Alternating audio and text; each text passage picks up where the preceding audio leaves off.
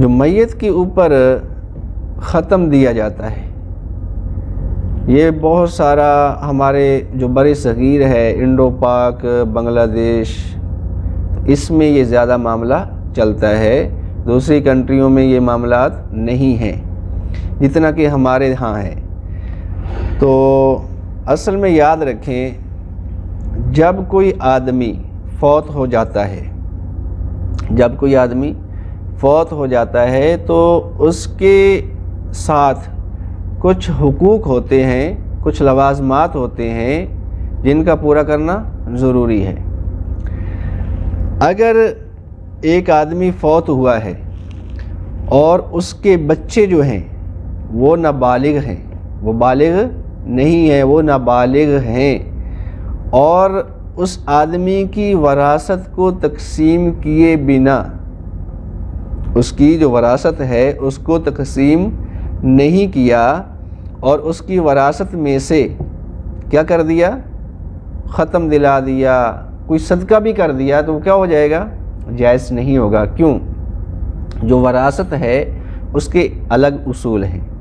پہلے نمبر پہ کیا ہوگا، سب سے پہلے جو میت ہے اس کی تجہیز و تکفین، یعنی اس کو جو غسل دینا ہے، کفن پہنانا ہے، اس کو دفن کرنا ہے، وہ سارا خرچہ جو ہے اس کے مال میں سے کیا جائے گا. جو آدمی فوت ہوا ہے اس کے مال میں سے یہ خرچ کیا جائے گا. دوسرے نمبر پہ دیکھیں گے کہ جو میت ہے اس کے اوپر کوئی قرض ہے یا نہیں ہے. اگر اس کے اوپر کوئی قرض ہے تو اس کے مال میں سے اس قرض کو ادا کیا جائے گا، اس قرض کو اتارا جائے گا اس کے پورے مال میں سے. پھر اس کے بعد دیکھیں گے کہ میت نے کوئی کسی کے لیے وصیت کی ہے یا نہیں کی. اگر تو اس نے کسی کے لیے خاص وصیت کی ہے تو پھر کیا کریں گے، اس کے مال میں سے یعنی تہائی مال سے اس وصیت کو پورا کیا جائے گا. اور کسی شخص نے ایسا کر دیا کہ پوری جائیداد ہی وصیت میں لکھ دی تو یہ ناجائز ہے، جائز نہیں ہے. کیوں؟ وہ اپنے اولاد کا، اپنے ورثاء کا حق مار رہا ہے، تو یہ جائز نہیں ہے. اس کے آگے کیا ہوگا، جو مال بچے گا، جو اس شخص کے ورثاء ہیں، ماں باپ زندہ ہیں، بیوی ہے، بچے ہیں، ان کے اندر وہ مال تقسیم کیا جائے گا. اس کے ایک الگ بحث ہے، وہ انشاءاللہ کبھی بتائیں گے کہ وہ مال کتنا کتنا تقسیم ہوگا، کس کا کتنا حق ہے، تو وہ ایک الگ موضوع ہے. بہرحال یہ تقسیم کیا جائے گا. اس تقسیم کے بعد اگر اس کا کوئی بھائی ہے، بہن ہے، یا کوئی بھی اس کا جو وارث ہے، جو بالغ ہے، عاقل بالغ ہے، وہ اپنے مال میں سے کچھ صدقہ خیرات کر دیتا ہے تو وہ اس کے لیے جائز ہے، کوئی مسئلہ نہیں ہے.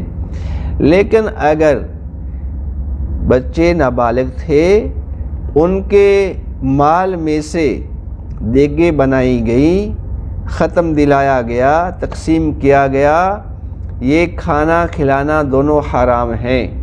یہ کھانا کھلانا دونوں حرام ہیں. قرآن کہہ رہا ہے وَلَا تَقْرَبُوا مَالَ الْيَتِيمِ، کہ جو یتیم ہے اس کے مال کے قریب بھی مت جاؤ. کھانے کے تو دور کی بات ہے، اس کے مال کے قریب بھی نہ جاؤ.